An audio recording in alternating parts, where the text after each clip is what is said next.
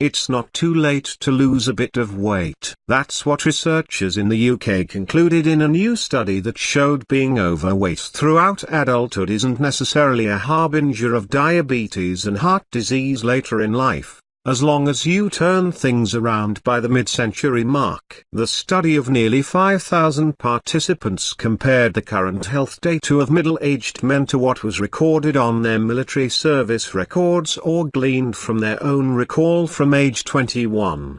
The men who were overweight at age 21 had a 6% higher chance of eventually developing type 2 diabetes, but the risk of diabetes for men who still had higher body mass indexes, BMI, around age 50 was 21% higher by comparison. Men who were normal weights when they were young but who gained weight by middle age, however, increased their diabetes risk by 3 times. In other words, the effects of a high BMI early on in terms of your diabetes risk is potentially reversible. But before you throw all your New Year's diet plans into the bin, keep in mind that there are negative health effects in carrying around an unhealthy weight, not to mention that losing weight gets more difficult in middle age. The increased risk of diabetes associated with having a higher BMI in early life was expressed per unit increase in BMI in early life,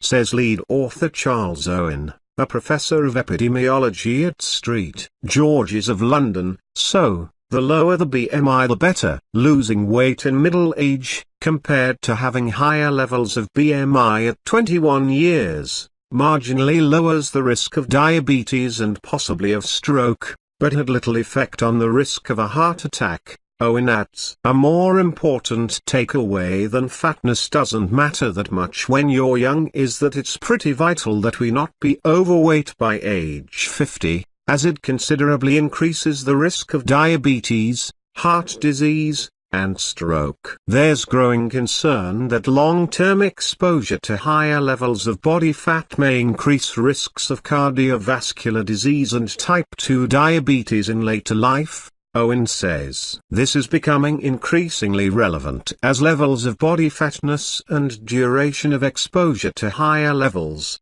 of fatness are increasing.